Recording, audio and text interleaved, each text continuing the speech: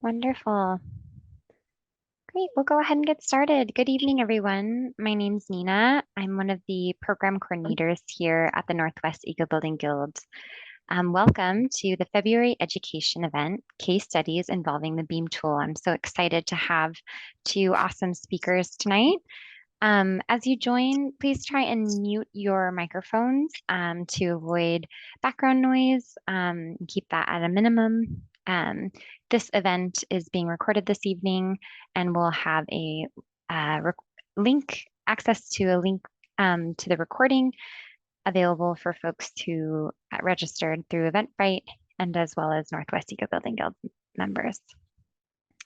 Before we begin this evening's event, we're actually going to do something a little different, try it out for the first time this evening.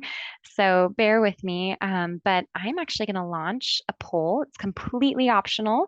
Feel free to just close out of it if you are just wanting to listen in tonight, but we're interested in where you all are coming from, as well as your knowledge of the BEAM tool and sort of assessing how you heard about tonight's event, kind of gauging your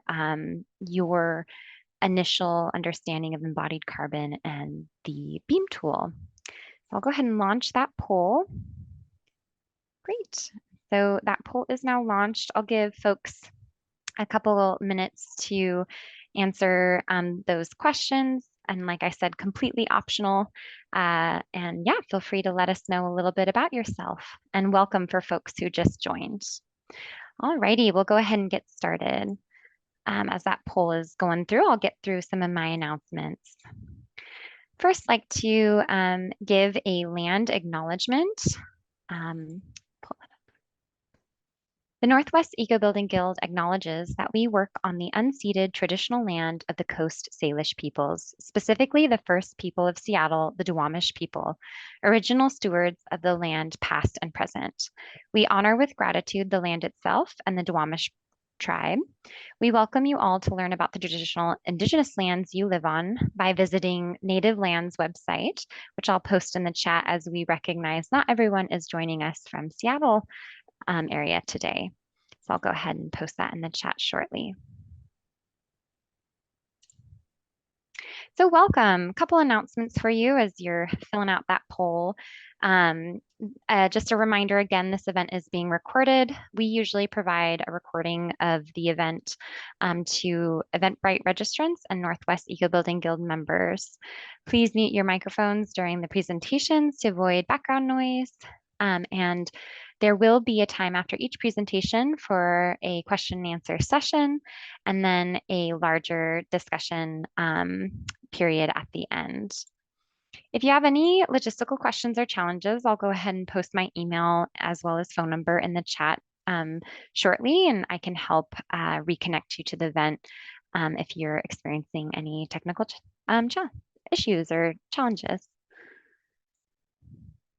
Some quick announcements on our upcoming events. Dwayne Johnlin is doing us the honor on March 27th, tentatively. That date may change based off of his availability to provide a 2021 Seattle Energy Code overview and training, which is really exciting. So we'll be hearing from Dwayne Johnlin of SDCI during that March education event.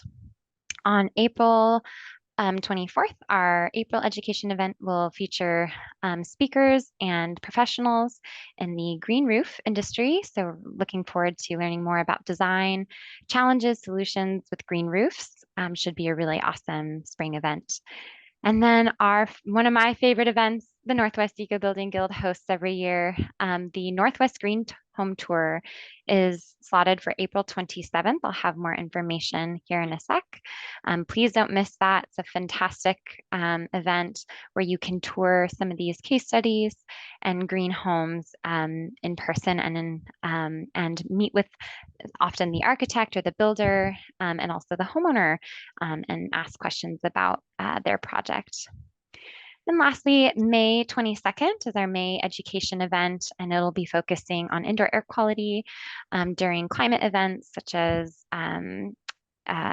such as smoke events, wildfire events, and other air pollution events that happen. So we'll have some great speakers and indoor air quality experts providing an overview of that.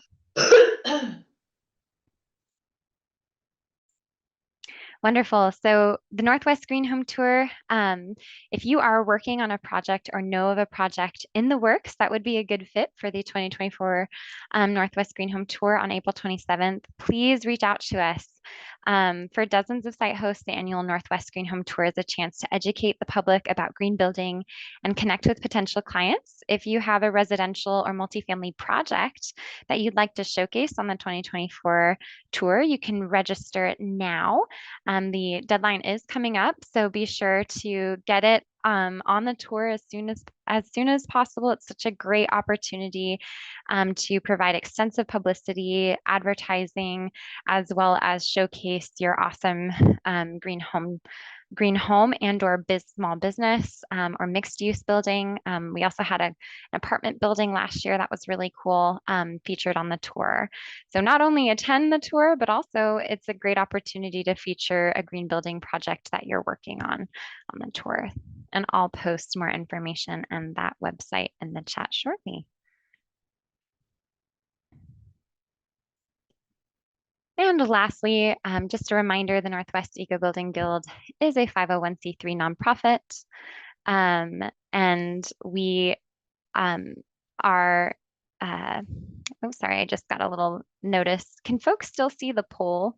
I can end it if folks haven't had an opportunity to answer.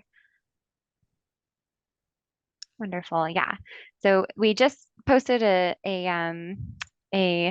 just a reminder, we just posted a optional poll for folks to give us an idea of your understanding of embodied carbon and the BEAM tool prior to getting into the weeds of tonight's presentation. Back to the Northwest EcoBuilding Guild's membership. As I mentioned, we are a nonprofit ran by volunteers and are member driven. So your membership really does make a difference in helping us put on wonderful programs and events. Becoming a member has fantastic benefits, including access to our on-demand webinars. This is just a screenshot of our past recorded sessions, everything from electrification to biophilic design to passive house design strategies. We have fantastic webinars and event replays at the on demand for all members. We are also conducting on-site hard hat tours. Separate from the Green Home Tour, we're doing member-only hard hat tours. That's just a really awesome sort of intimate opportunity with the builder and or architect to tour some of these great case studies in action. If you are a member, you also get discounted pricing on all events. You're featured on our Green Pages directory. There's technical expert forums, and then of course, a plethora of networking opportunities. We just had our first EcoBuilders coffee chat, which was awesome. Wonderful. Having said that, I'd like to welcome our first speaker this evening, Sean Conta. Welcome. Sean came to construction after a career in tech and fell in love with building science and sustainability. After gaining experience in green building and passive house certification, he started Targa Homes to get his hands dirty and build cool stuff. Targa has completed a number of high-performance builds in Seattle and focuses on low-carbon and passive house construction. Welcome, owner of Targa Homes, Sean Conta. We're so excited to have you.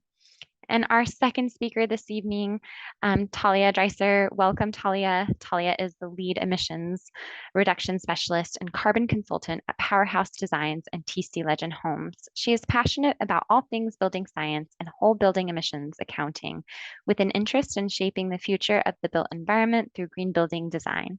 Talia is eager to share her knowledge with others through consulting and speaking opportunities like tonight, and is always happy to discuss emissions reduction strategies and embodied carbon. In addition to guiding TC Legend Homes embodied emissions reductions, Talia designs comfortable, affordable, and efficient homes as a member of the Powerhouse Designs team. Welcome, Talia. So great to have you. That concludes sort of our announcements. And I'm going to go ahead and end the poll. Let me make sure I can do that. Perfect. Thank you so much for everyone, um, everyone for participating in the poll. And there will be also post-event poll to kind of gauge folks's um, thoughts on how well we're doing in in being green building educators. So just a fun new practice that the us at the Guild are trying to implement. Awesome. Well, Sean, I have made you a co-host, so you should be able to share your screen. So I'll go ahead and let you take the wheel. Thank you so much for joining us tonight as a speaker. Thank you. Thanks, Nina. I was very happy to let Talia go first, but I'll jump in. Talia is definitely much more of a beam expert than I am. I've messed around with it, and I will take you through some of that tonight. Just to start off, so I'm Sean. I started Targa in, I guess, 2018. Targa is two people, myself and Matt. My background is I'm a former Built Green verifier, passive house rater, and other stuff before that. But I worked as a rater for a very long time and a verifier. And I guess bottom line on top, at some point I just wanted to do it myself. I got kind of tired of babysitting builders and always loved working with my hands. And so I jumped in and started Targa. It was just me for a while. This is my first project in Shoreline. And we focus on dadoos for the time being. We're starting to get into some bigger stuff, but at the time, it was just me. It was a great scale of a project to embark on as a kind of a one-person outfit. So yeah, this is our first project in Shoreline, 700 square foot dadu. We used reclaimed lumber, which we've used a few times, and I'll talk about that later. And I wrote a note here. We had a low carbon approach without really quantizing it or without like a direction. Beam didn't exist at this time. It was just kind of this seems cool, and it seems like the right thing to do. We wrapped this one in mineral wool and rock wool, and we made different choices later. But we've definitely always had this inside. We've definitely always had I've had a very strong focus on air tightness, indoor air quality, and of course efficiency. This just came from working as a rate, just being a green building science nerd, to be totally honest. When I started into this path, I just kind of fell in love with all of that, all those topics. I'm just flipping through some slides of our projects just to give you an idea. Everyone thinks dadoos are super tiny. These are less tiny than most people think, and they usually feel a lot bigger than people think when they walk inside. So yeah, as Targa started and grew, I think I was really able to refine the energy efficiency part, the indoor air quality, like I said, and kind of what you'd call operational carbon, which is the sort of carbon cost of the home throughout its life, sort of from occupancy on.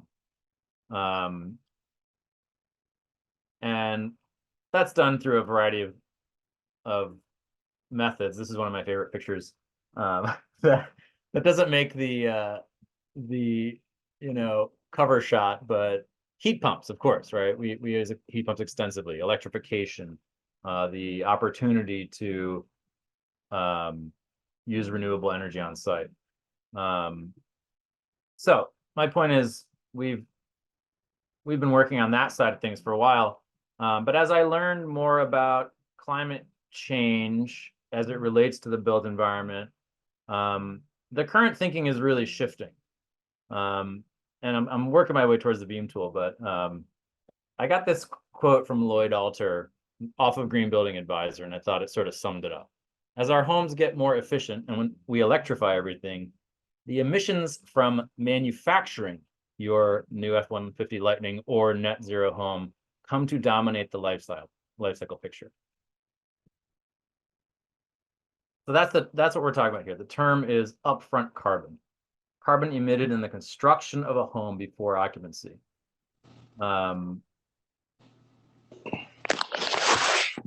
Because climate change is a time-sensitive issue. In other words, we don't have 100 years to figure it out. People are sort of realizing that the emissions that are incurred to create the materials that you build with is what we need to focus on. Of course, we need to focus on operational carbon as well, but this is sort of a new piece and newish thinking, and it makes sense. Using less steel and concrete, which are very energy intensive to create, has a beneficial impact. So the question is, how do we evaluate and quantify this? That's where the BEAM tool comes in. And we'll get into that in a minute. Let's talk about this project that I was asked to kind of speak about. This is a DADU. And for those who don't know, DADU stands for Detached Accessory Dwelling Unit.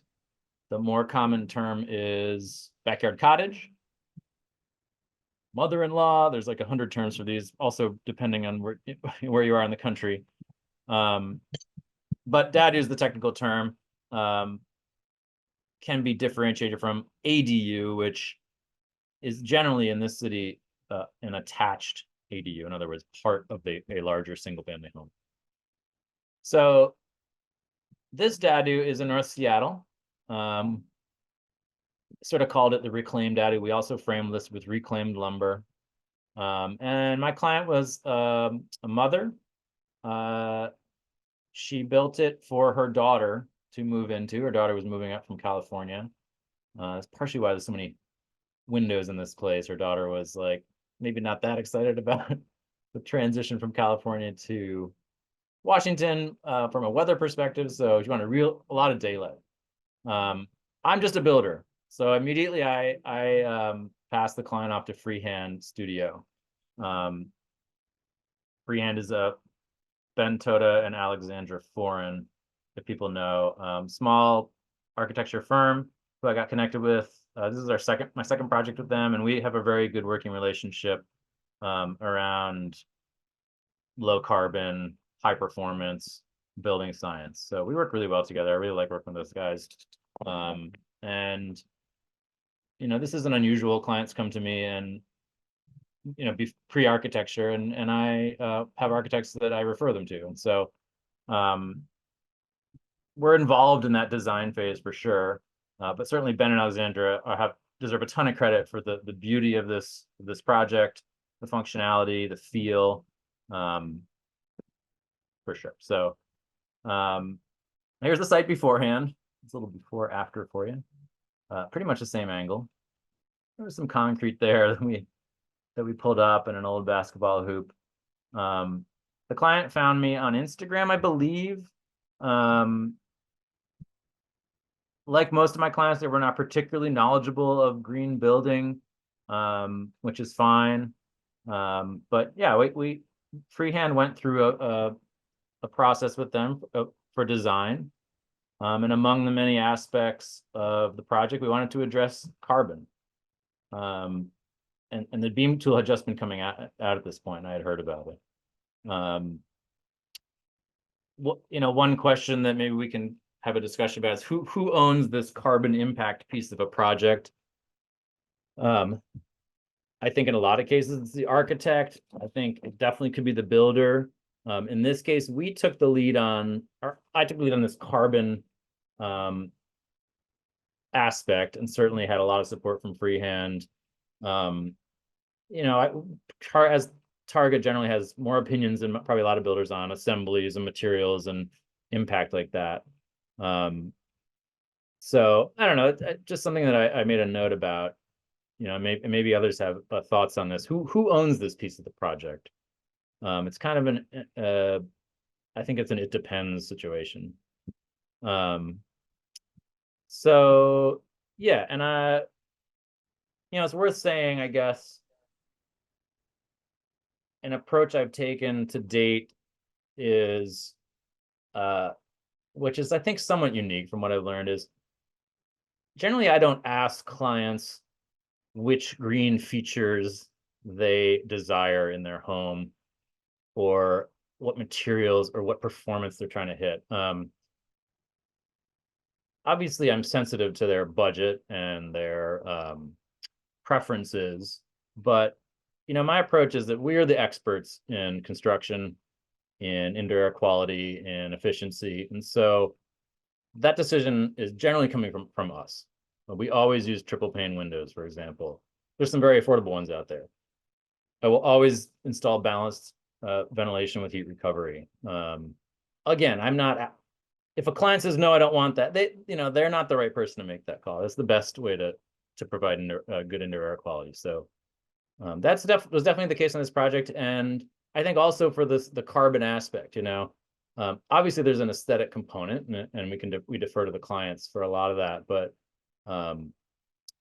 it's worked well for me so far to kind of suggest materials, like let's talk about like siding, for example, that are lower carbon, and let's at least start there. And if you hate that and you want to use 1/4-inch steel, well, okay, but which is much worse from a carbon perspective, but a lot of times that rarely happens. So okay, so with that, I think I was going to take you through the beam tool, not in depth. I know this is more of a case study, but oops, I thought it would be helpful to just look at the tool and kind of, so from here on out, I'm going to just give you a high level of the process I went through with Beam and this specific project, to kind of help guide a few decisions we made with materials, and what that looks like. So if you guys haven't seen Beam, it is literally a Google spreadsheet, albeit a highly customized one. It's free. There are other carbon accounting tools out there.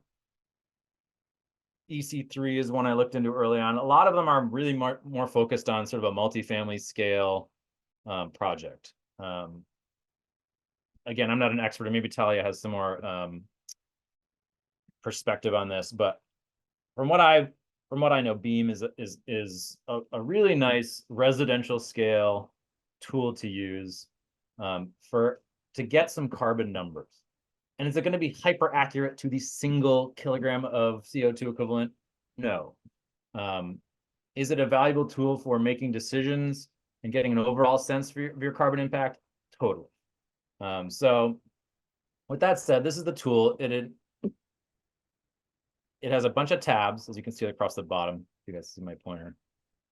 But basically the hierarchy is this first project tab, you're entering the data and sort of the takeoffs, if you will, the dimensions of the project. So foundation wall area, slab area, exterior wall area. This all really sort of hinges on this. This is the physicality of the building. So I entered all this for the project. And then from there, you're off and running. Footings and slabs tab. This is where literally you go in and choose the material that you're using for this project.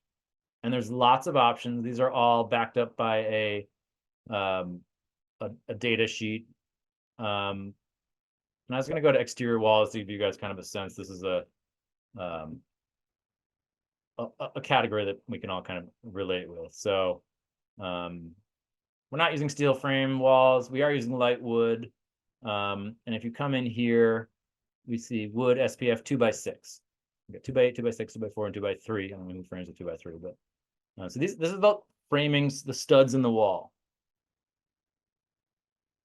I chose 2x6, and this is a bit of an odd case, but because it was reclaimed wood, they don't have a reclaimed option. But I was sitting in a presentation, I think at the Built Green conference, with the Builders for Climate Action folks, and they basically said reclaim can basically be 0. But I went in and adjusted the percentage to 10 just to be a little more There's some carbon involved in moving reclaimed lumber around. So and then as you as you choose the material, the emissions numbers show up here. So we go through sheathing. We have OSB sheathing with its kilograms of CO2 equivalent impact. Insulation. As we get down here, we start to see some different color numbers. So generally speaking, a dark high number is a large amount of carbon equivalent to create that material. So we see aerogel is quite bad from a carbon impact perspective. Closed cell spray foam, pretty bad. Thousands of numbers, right? Thousands of kilograms of CO2 equivalent. Mineral wool bats, not great. Fiberglass loose fill. Here's your typical building materials. And when you go down to cellulose, you start to see negative numbers. That's because the storage is higher than the emissions that it takes, because the cellulose is a wood-based product, is sequestering carbon and locking it up. In this project, we chose to use cork exterior insulation. You can see that also has a negative number. Cork is a renewable natural product that is part of a tree, so it's taking in CO2 and storing it in the material.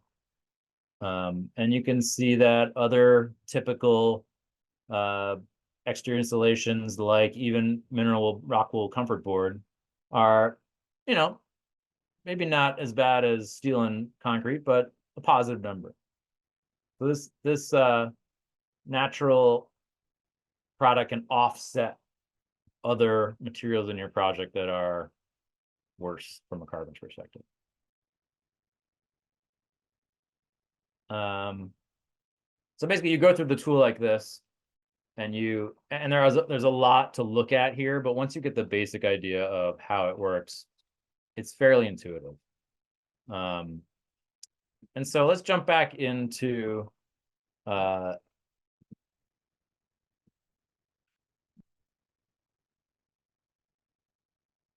just to pull out a couple examples here. So like I said, we kind of have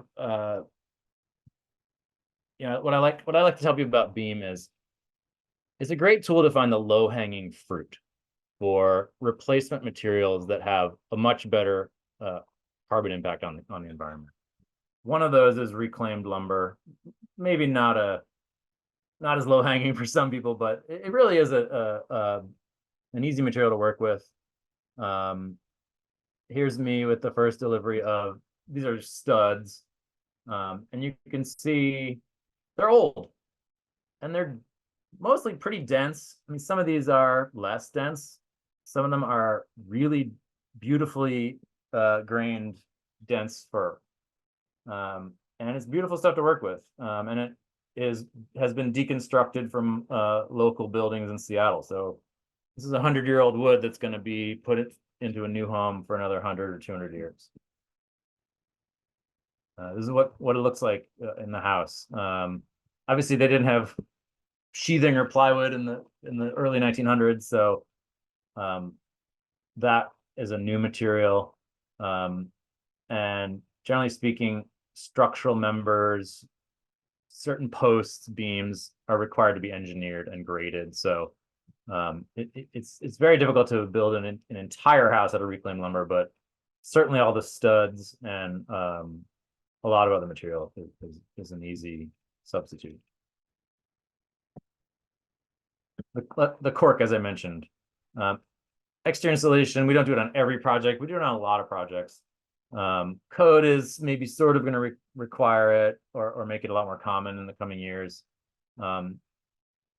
Here's what the cork looks like. We just use it as insulation. It can be used as the actual cladding.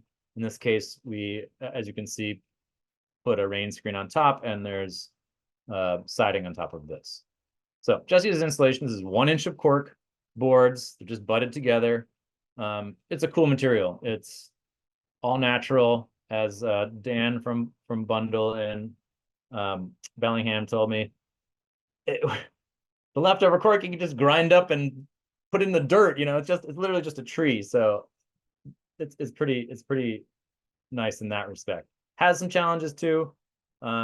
Pretty messy to cut, just kind of chippy. Somewhat delicate. Boards can break and chip. We do this install ourselves, but I would certainly hesitate asking a siding sub to do this. Certainly a 1-inch thick product. It's also hard to write on. We had to find I think it was a red Pica lead to actually make marks on it and see it. So I'll be happy to answer some questions about cork. Okay, so reclaimed lumber, cork, low-hanging fruit, cellulose, cavity insulation, also a pretty easy substitute with a much better score from beam. I will say cellulose, I think, is subject to some settling. You have to be on top of your installers and really checking density. I can't claim we were coring samples and checking. It was more of a calibrated hand approach. But we'll see. We'll see how it performs long term. We're planning to take some IR pictures and just check settling. But that is certainly the concern with cellulose. Worth saying. And lastly, siding. So certainly in our region, hardy plank or hardy panels is very common. I think some people are getting tired of it. It is a pretty carbon intensive product. Unfortunately, hardy is not in the beam database. They, I guess, don't publish an EPD, but Sembrit, which is actually a product I've worked with, is like a high grade fiber cement is. So let's, this is one of the kind of the drawbacks with beam. Your exact product might be in there, but again, we're getting a sense for relative values, right? So is hardy 2,000, 4,000, 1,000? I don't know, but certainly it's probably higher than 375, which is what we ended up using this LP Smart Side wood-based OSB siding product, which looks like any other lap siding. It's not an expensive product. It works fine. It is lower carbon, it is wood-based. I think it actually has a nicer kind of texture than hardy, but it's something we use a lot. We always put it on a rain screen. I know people, think, oh, OSB, sounds risky, but I think on a fully ventilated rain screen, a lot of that risk is mitigated. It's always drying. It's should be stable. Incidentally, this is one of the last pictures of the project. They did put a few solar panels up. So yeah, it is not probably quite totally net zero, but good offset. Yeah, that's the LP Smart Side. So those are the 4 decisions we made based on the beam data, the substitutions, the low-hanging fruit. Again, reclaimed lumber, cellulose insulation, the cork, and LP Smart Side. And I'm not saying everyone's going to use cork, for example, was relatively a lot more expensive than foam. But there's other products coming online now, rigid wood fiber board. There's a company called Timber HP that will be active probably next year, producing domestic wood fiber rigid insulation. So we're looking forward to that, which also has a very low carbon score. And this is the result tab in Beam, which kind of tallies everything up. So if you see on the left here, you can create a baseline model in Beam and a as-built model. And they're just kind of, when you save it, you can label them separately. But this is sort of the scorecard. And bigger bars are worse and negative bars are good. And so you can see the areas where we made improvements. Obviously exterior walls, which is both reclaimed lumber and cork, and the cladding, which is this blue one. Whoops, would be the other one. surprising to us how the impact that windows have. There was no window choice in beam that was much better than any other. I think glass is pretty energy intensive to make, and vinyl or wood, vinyl extrusions are certainly take some energy. So, and obviously concrete. After this project, we started using a little bit lower carbon mix from Salmon Bay. I just called Salmon Bay and asked, "Do you guys do this?" And they said, "Yeah, we use blast furnace slag to make a mix that's it performs equivalent to what your specs are, and it's 20-30% better from a cementatious supplemental cementatious material. SCM is the term." And so I just asked my concrete guy to use that. So that's in future projects, that score is better. You can see it's the same here. There was no improvement. And so if you come down here, the net project emissions, 19,315 as a baseline. So sorry if I didn't explain, the baseline is sort of, I made the same model as if I was using the absolute typical building materials here. So hardy, new lumber,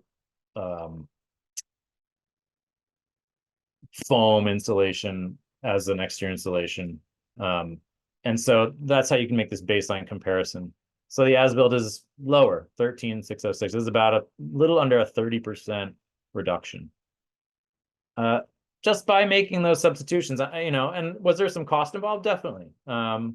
But nothing Herculean, I don't think, in terms of those choices. So,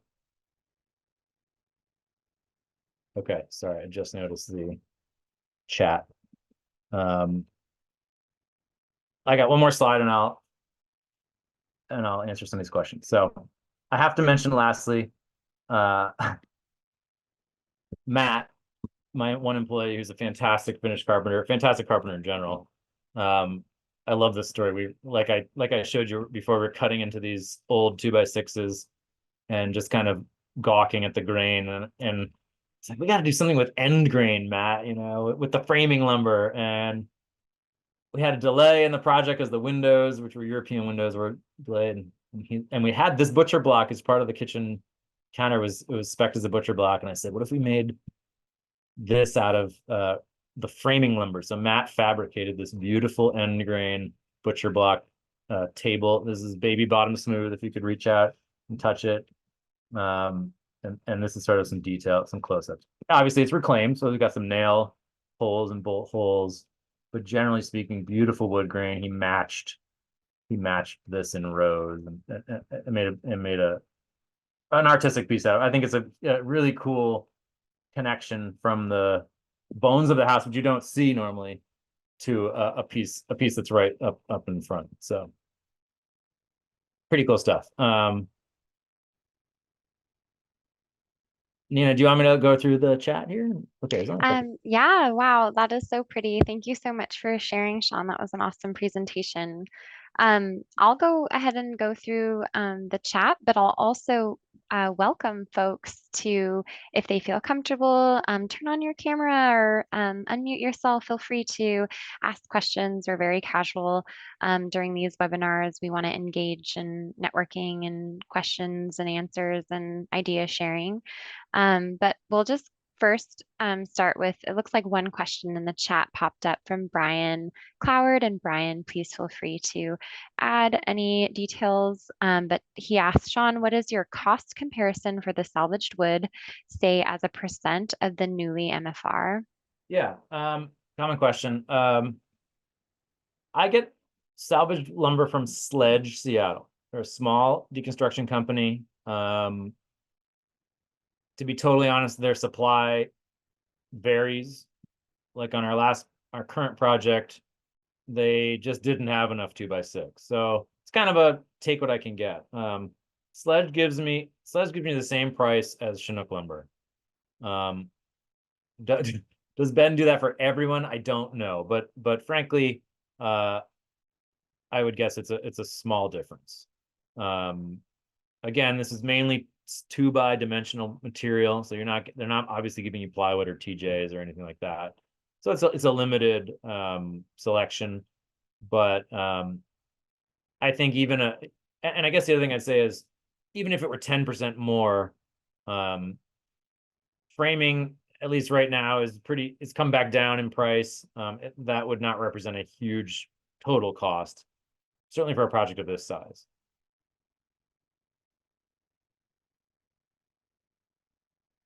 Yeah, thank you, Brian. It was a big win. I mean, like I said, I have a great relationship with Sledge. I always mean to ask him, what do you charge everyone? But I don't think it's radically different than new lumber. Any other questions? We're looking at the chat. Feel free to type them up or pop on camera and reveal yourself. Pat asked, do overall costs go up with this type of building? Another common question. So, yes.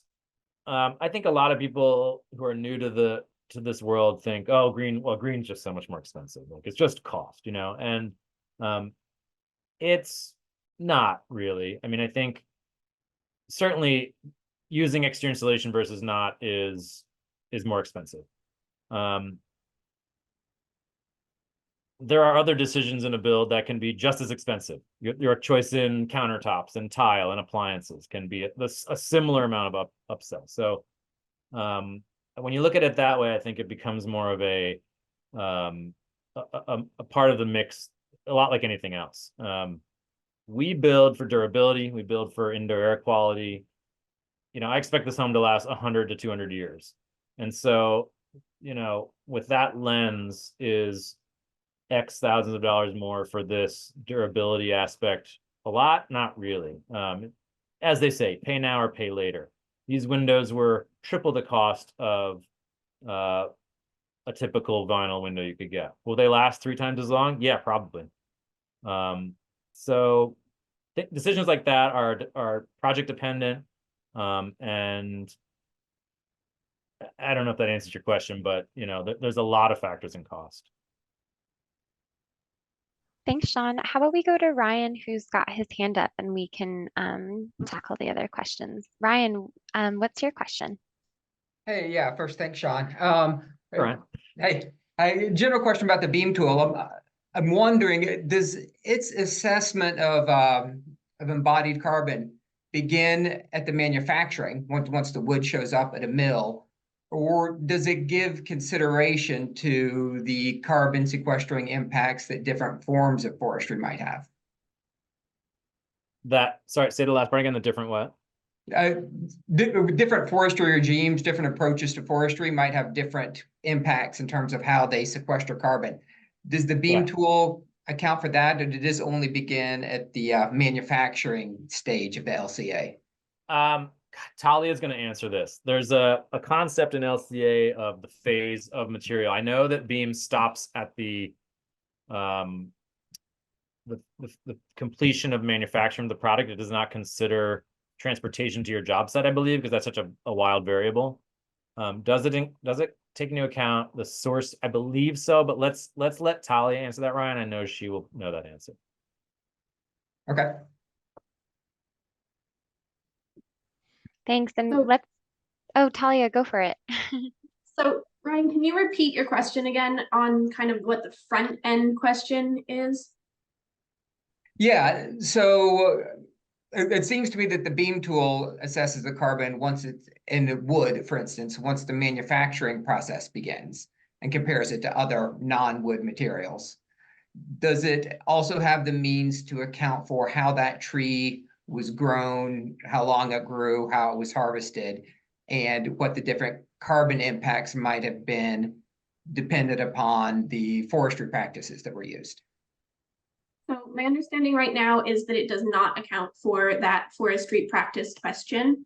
I know that the builders of Beam have made a few comments that I've read related to wood and how they deal with wood products in Beam.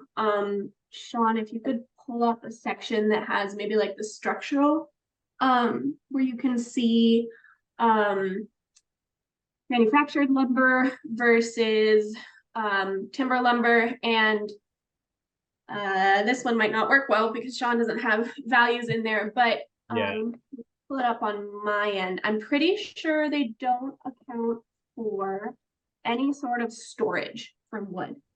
And so they're not, the comment I've seen from them is that exactly how wood is handled and its storage capacity isn't being handled particularly clearly, and it varies so significantly from one lumber to another piece of lumber that they're not accounting for that. And right now, the only EPDs that I know of that are dealing with lumber are industry average general blanket EPDs. They're not very specific to manufacturer. I've never seen a manufacturer specific EPD for lumber, so I don't think anybody is accounting for that forestry practice question.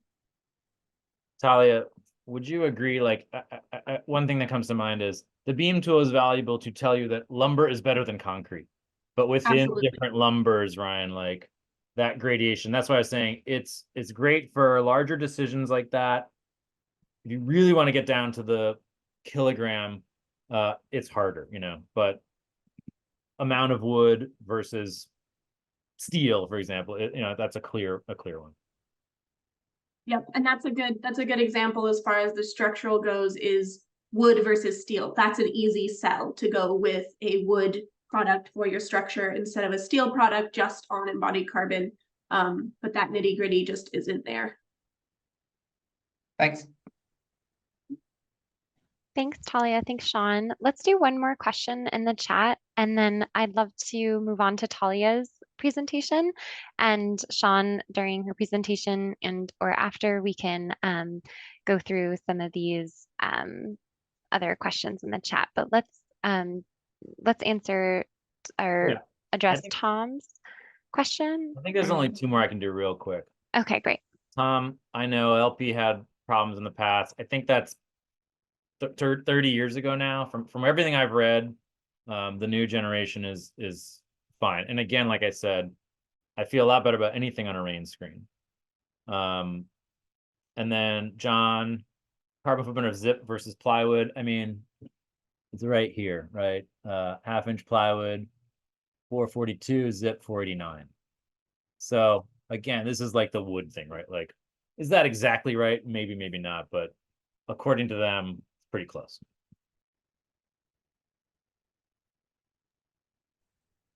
Great. Thank you so much, Sean. Awesome. Thank you. Sorry, John, you say zip. Yeah, zip does have a coating. I don't believe zip has published an EPD yet. When they do, I'm sure, I hope Beam would add that. What is the coating involved? I mean, it's a lot of materials. So I can't imagine it's huge, but that's a fair point. Okay. Great. And keep the questions coming. Please feel free to send Sean more questions in the chat. These are awesome. Thank you so much. Great.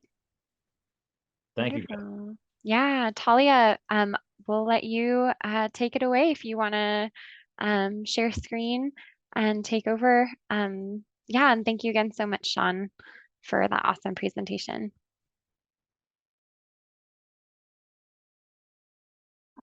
One second as I figure out how to do that. I just stopped sharing Talia, so maybe that helps. Perfect. Looks Okay. like I should be good to go.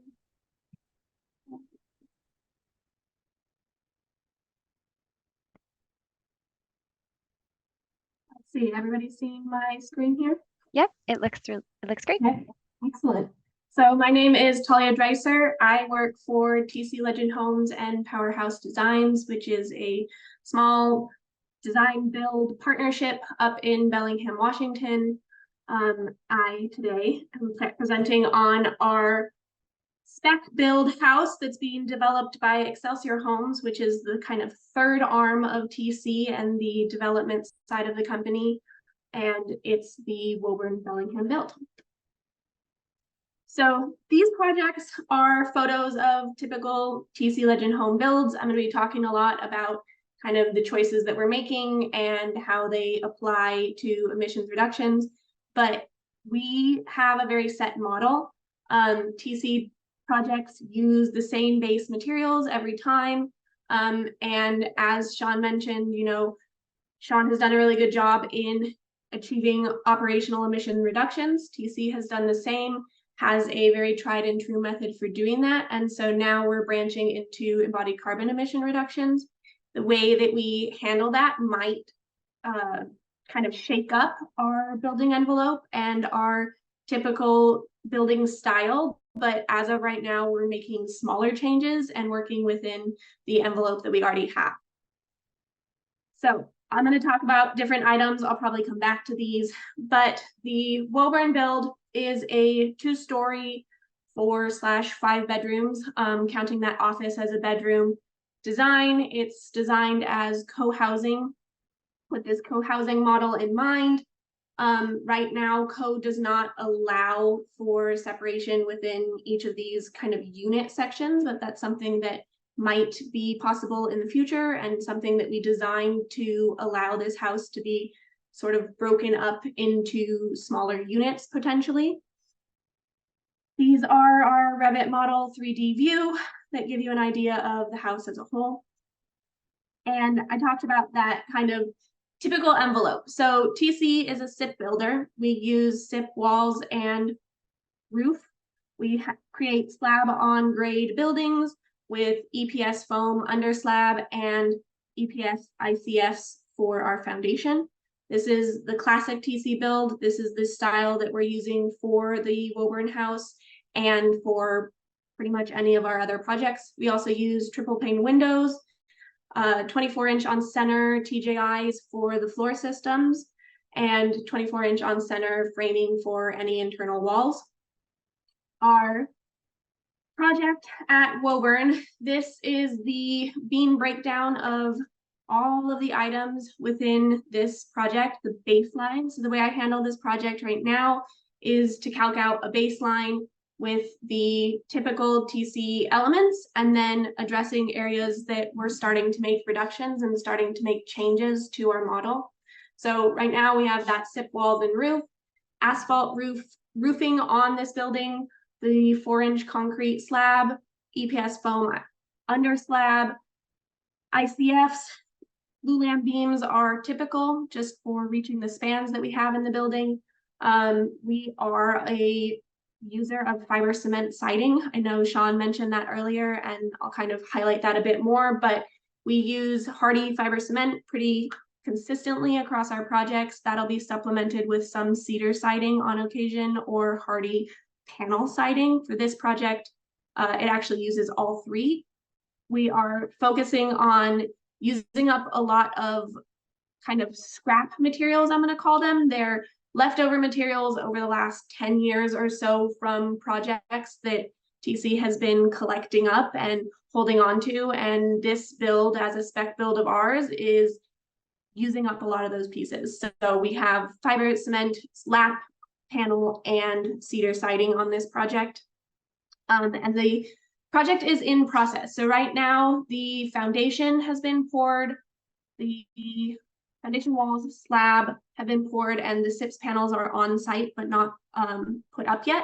So some of these elements are potentially going to change. They're not nailed down, and that's where this beam calculation comes into play, is that we have a little bit of wiggle room on things like our siding options or our flooring choices. So TC previously has done another spec build, 17 Cascade Lane, which is this photo here on the right. And you'll see those floors are bamboo flooring type. And as of right now, the plan is to use a similar flooring type. Typically, we also will have exposed concrete. So the plan for Woburn right now is exposed concrete on the first floor because we're using slab on grade. And in order to reduce emissions and cost, we just prefer not to add a material on top of that, and also optimize the passive solar gain options off of that concrete. So first floor we'll leave as exposed concrete if at all possible. Second floor will likely have some sort of bamboo flooring.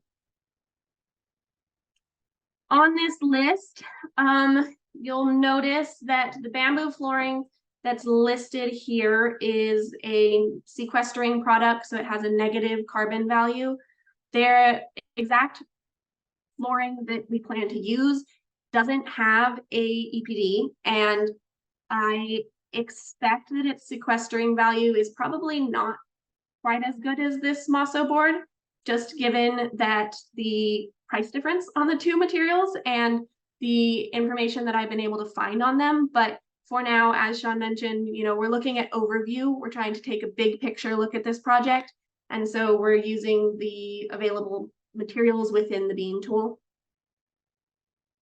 The results from this project on our baseline using those materials I mentioned before are shown here. One item that I have a really big question mark right now on are the SIP panels.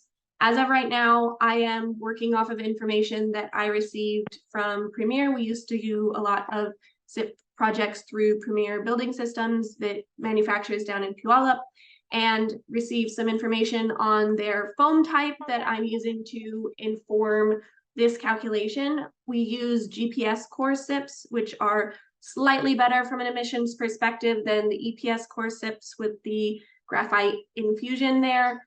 But the information I received, I'm starting to really question if the type number on the foam that I was given is accurate, especially given that this Woburn project is being built by Insulspan, and trying to get some information from Insulspan confirming that they use the same type of foam.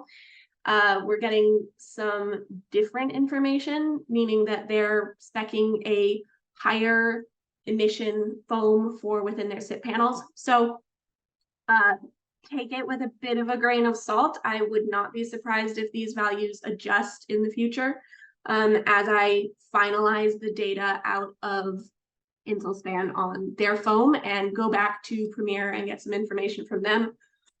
Important to note that right now there is no EPD published for SIPs. There is an EPD in progress. I have seen a draft version of it, which is also kind of informing that question mark for me on questioning the data on this, but it hasn't been published yet. And as of right now, I am addressing SIPs through creating my own composite material in Beam, because the Beam composite that is available for SIPs only uses EPS foam. So compared to the TC baseline, which took into account 5 projects from, I think it's 21, 22 builds, I baselined all of those projects using the Beam tool and calculated out an average baseline metric that TC is using for comparing our buildings. That metric is 121.9 kilograms CO2e per meter squared for that MCI metric. And this project, as you see here, is coming out right now at 97 kilograms CO2e per meter squared, which as of this moment is a 20% improvement from the baseline. That baseline was calculated with the same SIP information that's currently in this project. So I think even if that SIP information were to change, the improvement from the TC baseline would likely still be there. And the area that the majority of that improvement is coming from is from the flooring, and not just because we're using a low carbon or sequestering flooring option, but because we're also not applying flooring to the first floor or to the first floor. We're leaving that slab on grade exposed. And so out of curiosity, I ran a calculation. One moment, I've lost. If I can figure out how to do it, I'm going to show you a facing the Beam tab right now. No, you might need to reshare a different. Sounds good. Yep, Yep, I think I have it off. Let's do.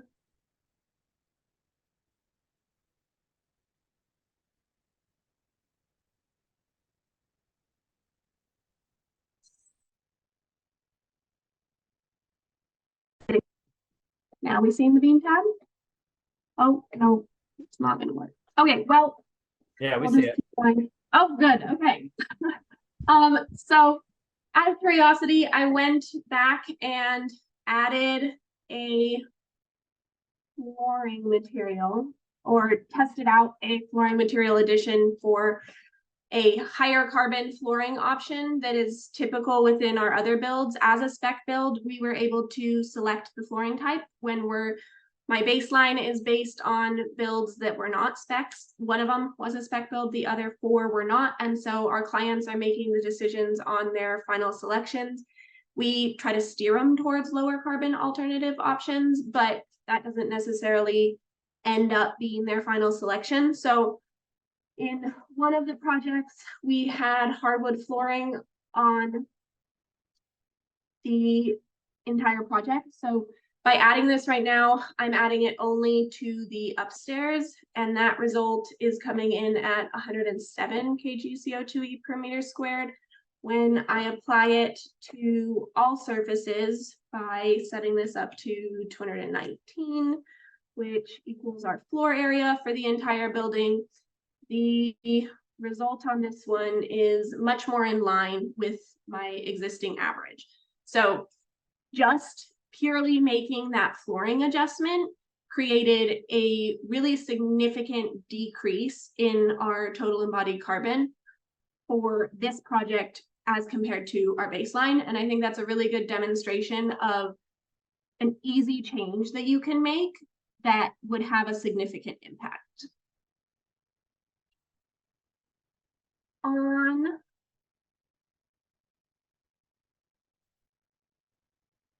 So I've run an alternative to that baseline where I've made these significant changes, moving to a 3-inch concrete slab, milled beams for our structural system, and cellulose sound insulation change, keeping the bamboo flooring and everything else the same. One note on the cellulose sound insulation, so interior wall insulation change. When you make that change to blown in cellulose, there is the potential to have to switch to a higher emission drywall option. But because the cellulose is sequestering in terms of its emissions and like very high sequestering number here, that change would not be particularly significant. In this version, yep. I think the screen froze for us. Maybe if you want to like try resharing or something. Sounds good. Right now it's showing your structural elements of the beam tool. Sorry about that. Thanks, no problem. Sean and Tom.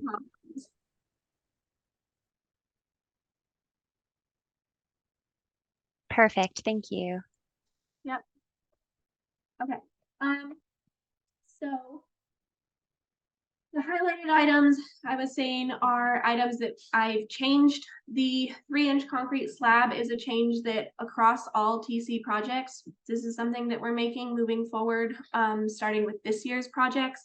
We're reducing that concrete and looking at alternative options for interior wall insulation, just because that's an area, you know, we're including insulation in our interior walls purely for sound deadening purposes. And so trying to find an alternative material, we're currently using fiberglass, which is the fiberglass bats that we're using are fairly low emissions to start with, but finding something that is sequestering like the cellulose or potentially hemp wool is a area that we can make some significant adjustments.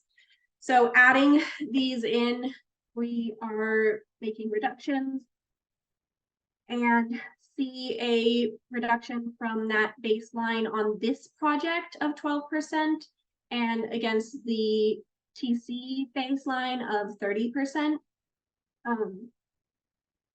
Overall, I think that the insulation material adjustment is something that we're going to start using pretty quickly here, just because it's an easy change, moving away from things like our SIPS walls and to a alternative such as a biogenic insulation for our external walls.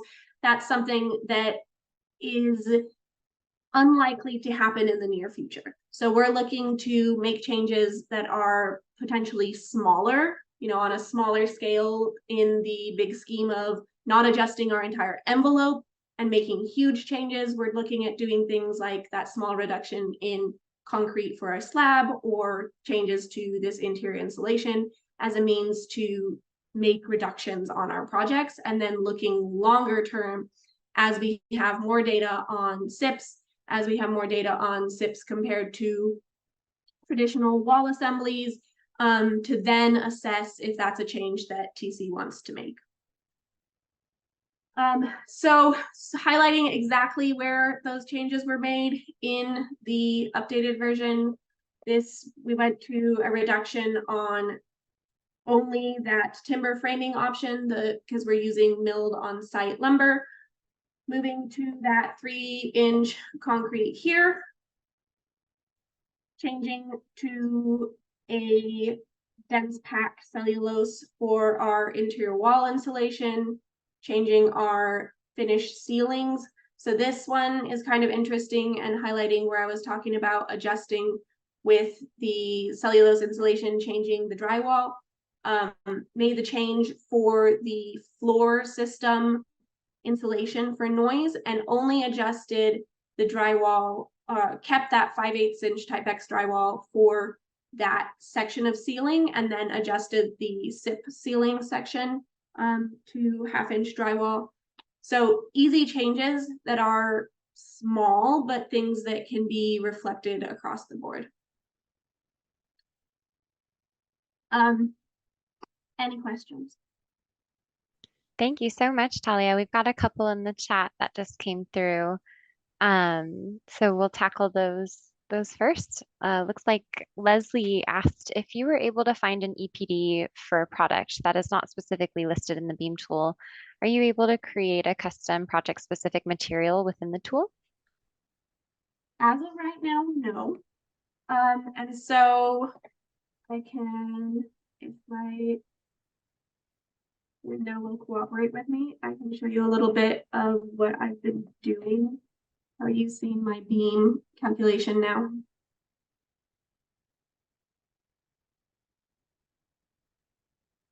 I'm hoping that's a yes. Yes, so we can see. Sorry about that. Okay. So I think Sean highlighted this well earlier in that adjusting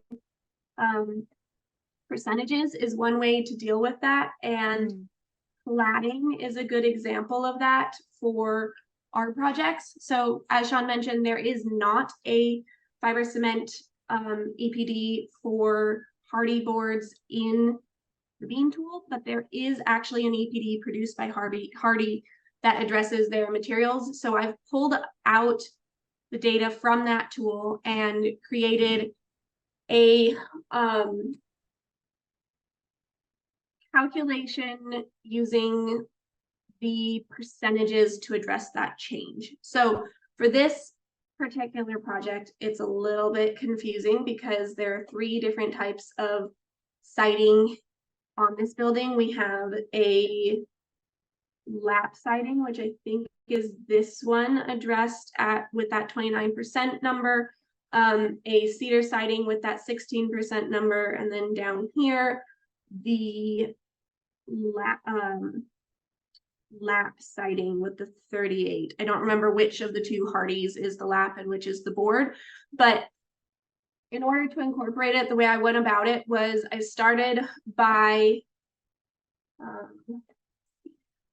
open a new project and talk you through it. But what I did was I went with, I think I used either 100 or 1,000 square feet of material just so that you can get the base value, because Beam doesn't let you see the EPD information they're using.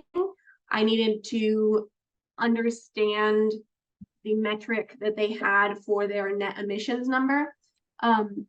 So in order to do that, I was using either 100 or 1,000 square feet of area to try to do that, trying to find their base value and then comparing that to 100 or 1,000 square feet of the EPD that I found, and figured out that the Hardy lap is something like 78% of the emissions information that is available for the Kembrit patina, and go about it like that. It's I'm not necessarily doing a good job explaining that right now, but if Well, your answer, detailed- Leslie, is kind of yes, Talia. I mean, you kind of did piece together your own, right? I mean, yeah, the big answer cool. is yes, you can piece it together. No, you can't simply add a EPD.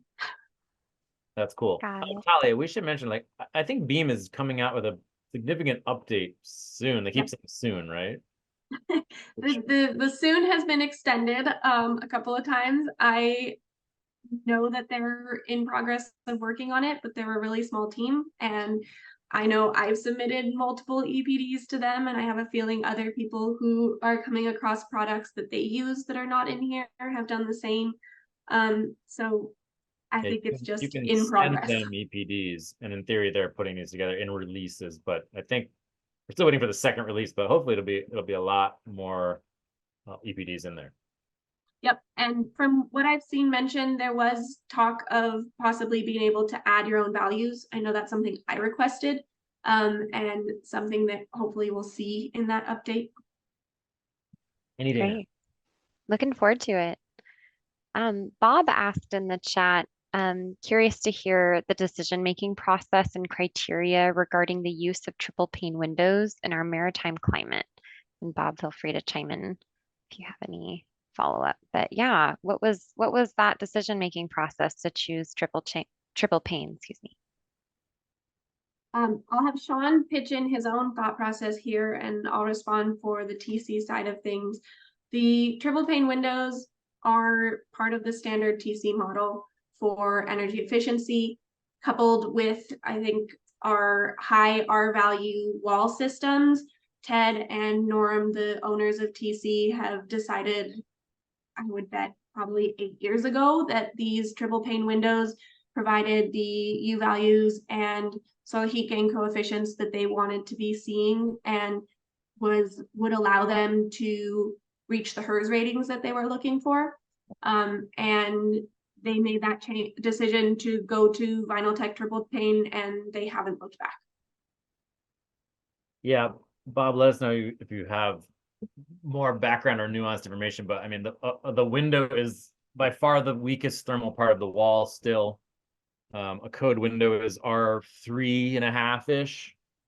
We insulate walls to R21, even with framing factor. That's maybe someone knows, R probably 13, 15. So even the best triple pane window can't get close to that. So our approach is always get the best ones you can as the thermally weakest part of the wall. And it makes a big difference. And like I said, there are some pretty affordable options out there. I think, you know, from a carbon perspective, it probably is a little more cost, that third pane of glass. So I can't comment on the life cycle payback of that for operational carbon, but certainly from a thermal and comfort perspective, that's why we do it.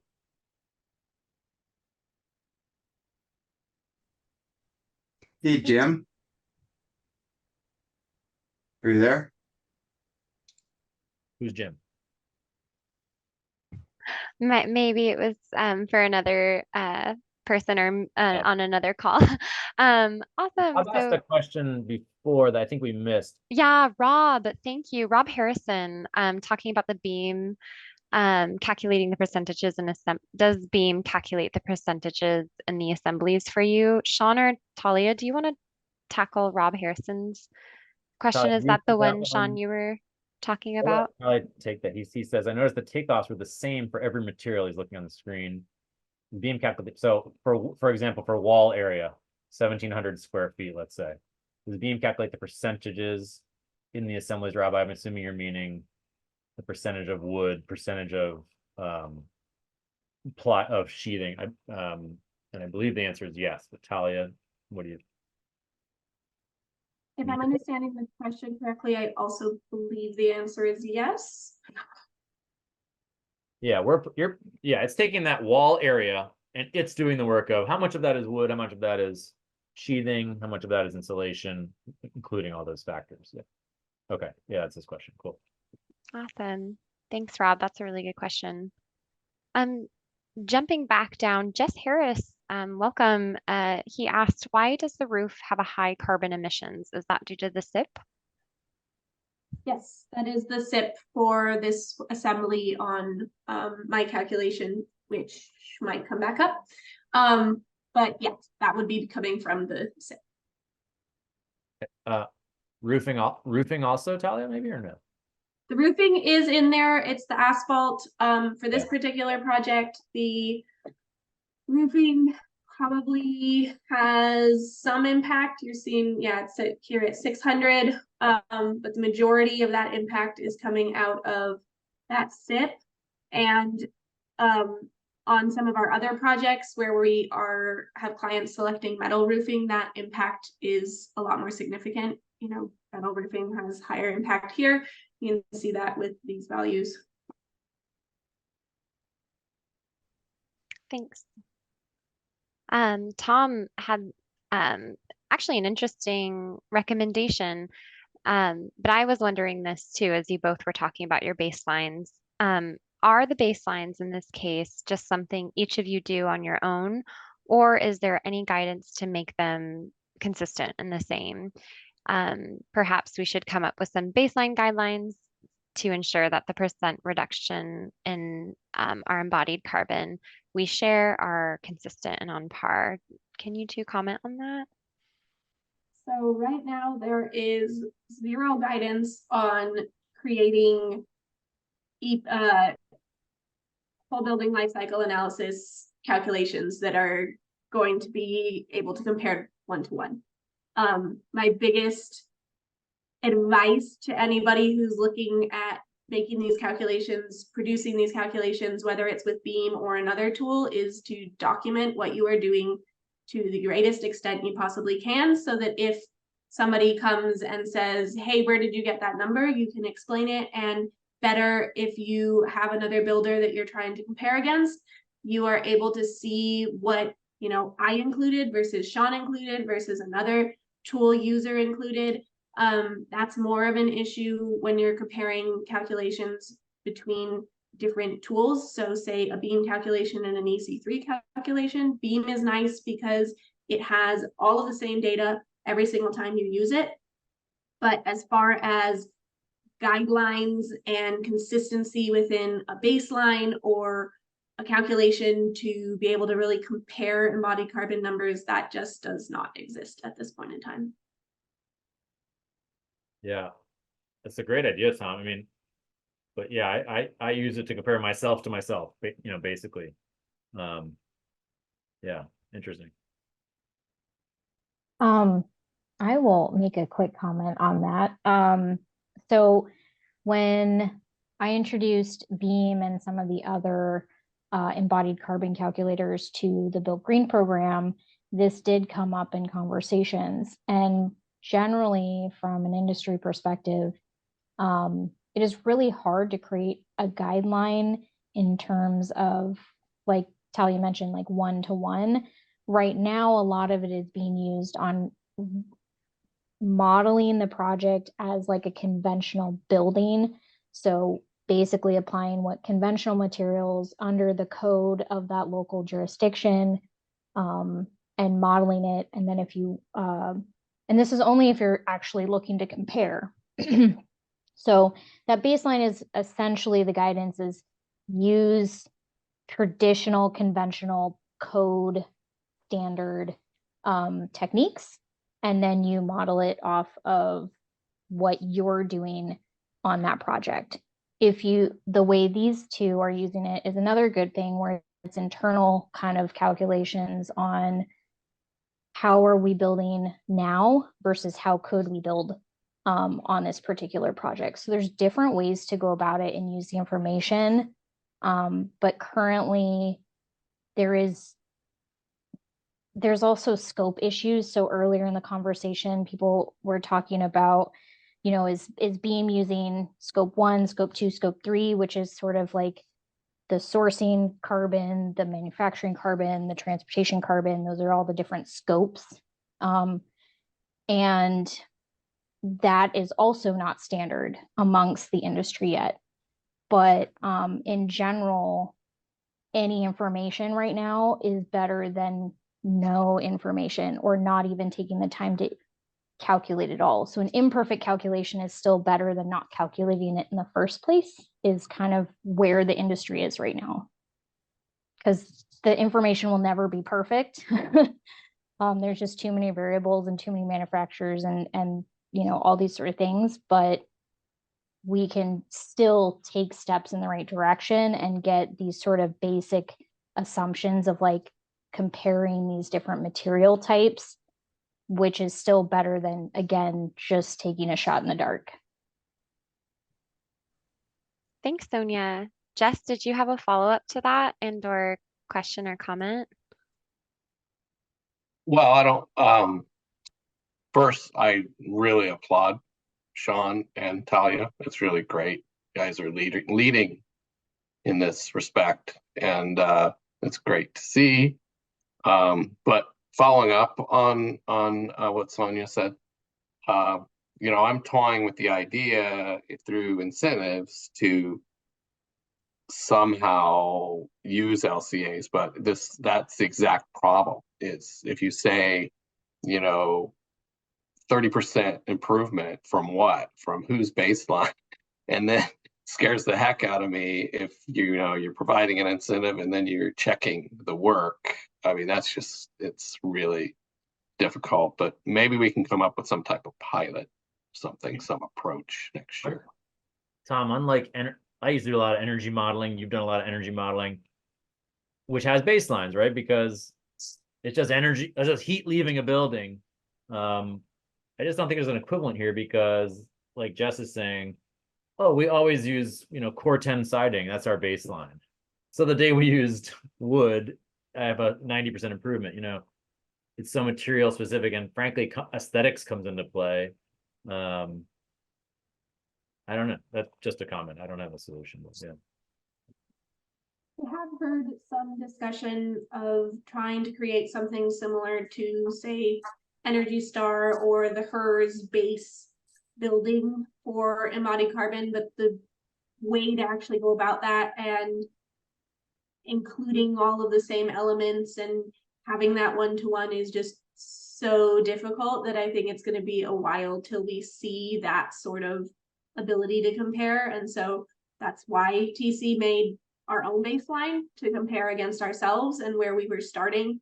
And, you know, I think having discussions with other whole building life cycle analysis tool users is fantastic and useful for seeing how other people are going about making these calculations and comparing.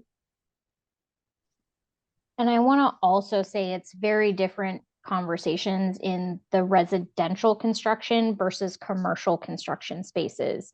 The commercial construction spaces and embodied carbon is a much farther, more sophisticated conversation. Carbon Leadership Forum here in Seattle area really is a leading voice in sort of developing a lot of that conversation. And I highly recommend Jess, you talking to somebody there if you are looking at creating incentives along this route. For residential, we're in the infancy stages of really calculating embodied carbon in the residential construction space. And so I have seen, you know, some people say, well, what if we did it by a per square foot kind of carbon calculation and sort of say, you know, have a limit. That's also challenging because again, it's, you know, what if it's a really great building, but it's a little bit higher than that target metric. So there can be some negatives to that way of incentivizing. And then, you know, doing an incentive based off of a percentage, yeah, then you're kind of having to, okay, well, how did you create your baseline? And that's where you might have to create your own guidelines on how that builder is modeling to meet your incentive parameters. I'm really going to quickly jump back to the chat and one more question so it doesn't get missed from John regarding earth and interior floors instead of concrete slab. No, we have not looked at that. One option in alternative to concrete slab is slabless on-grade options, something like, I don't know if you're familiar with Dwell, but that there are various builders who have done these concrete-less slab on grade options where you just remove the concrete, you keep the foam, you add a vapor barrier. That is something that TC has considered, but is a bit of a complicated ask, and so not something that we can easily jump into, and not something we were able to necessarily ask a client to take on. So something that on our next spec build we might try out. We just couldn't get it in play quickly enough for this Woburn build. Yeah, we like that idea, Talia. We tried that on Matt's personal project, and it came out nice. Josh Salinger from Bird's Mouth is doing a lot of that. A lot. I mean, a few times. So that's something we're looking into. You often have point loads that you need piers for. You know, people always picture a rectangular, beautiful slab with, you know, there's always plumbing penetrations, there's always challenges, you know. But slabless is great. I mean, Talia, I also want to just interject. I love your 3-inch slab idea. I'm gonna steal that. You don't need, it's not on structural slab, you don't need 4, right? I think that's a great idea.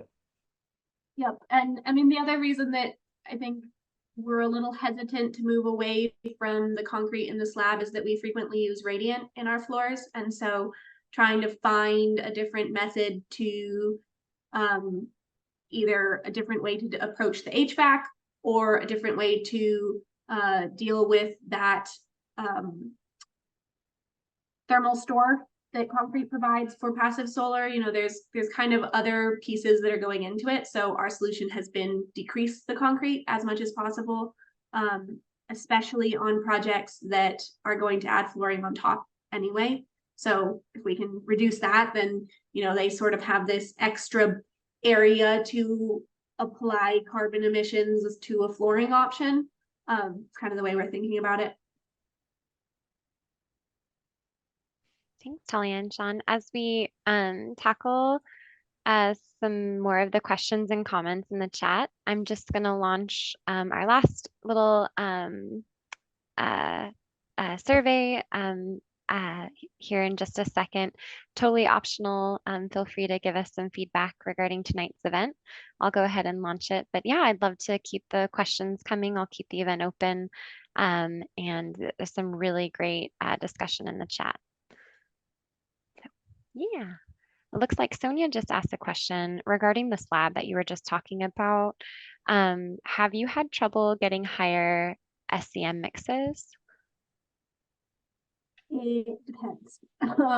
Sometimes, you know, I took a closer look at the actual mix information that we had from all of our projects last year. We, you know, this calculation that I did for Woburn is making the assumption that we can get about a 35% slag mix in, which we have been able to do before. We've been able to get up to, I think, 40, 45 on one section, but we also occasionally have concrete mixes come with 0.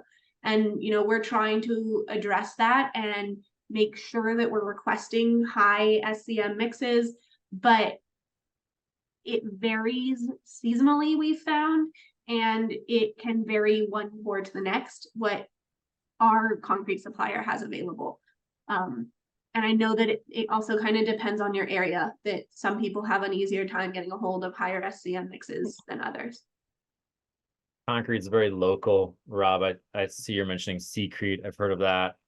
I went to a green carbon kind of conference last year. There's a ton of really cool stuff happening in concrete. I feel like at least some segment of the concrete industry knows that they are the biggest problem, and it was super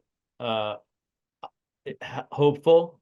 But in terms of like what you can get in Ballard, the options are not quite there yet. But I hope that they will be soon, in higher quantities. Rob, the Secrete or Marty Josand project in Green Lake was the exact topic of our last month's education event. I'm trying to dig up the recording for that and can post it in the chat. But yeah, it was a fantastic prelude to tonight's event as well. Really awesome project. Highly recommend checking out what they've got going on there in Green Lake. I like that. I will also mention that the other factor is your concrete installer, who Yeah. may or may not be comfortable or interested in radically different mixes. Something we've run up against. I think the interesting thing on concrete is I also attended a concrete related embodied carbon sort of event this last year, that there was discussion of a new tool to create. It was like an instant EPD tool basically for concrete suppliers. And I think it'll be interesting to see suppliers start to use that more, because all of the concrete information that I'm using that's available in Beam or readily available to use in most tools that I've worked in is the industry average EPDs and not supplier specific or necessarily super specific to a mix. So I'm hoping to see more use of that instant EPD tool and see more mix specific EPD information.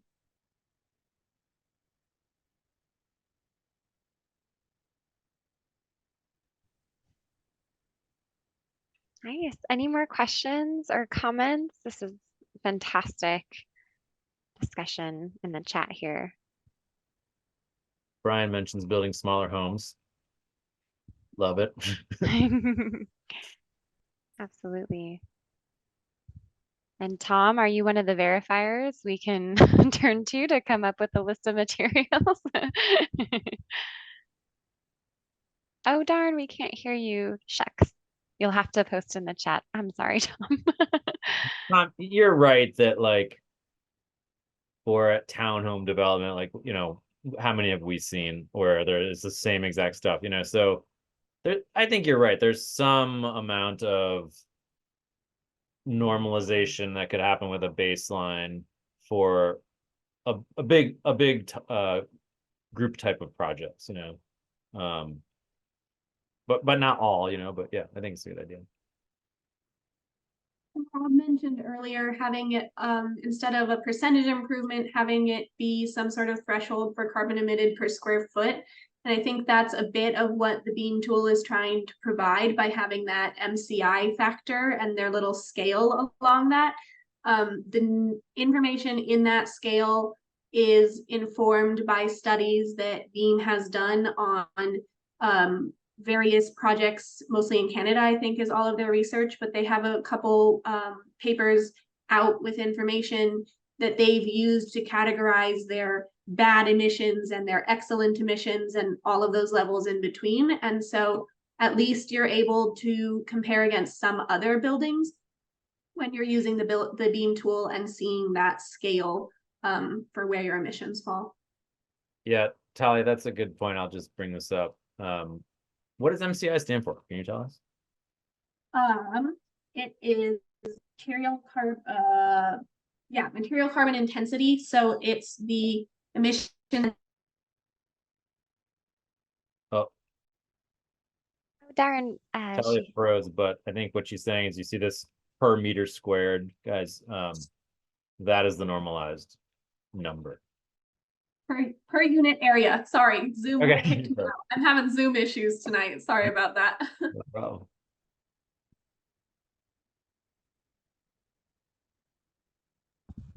fantastic.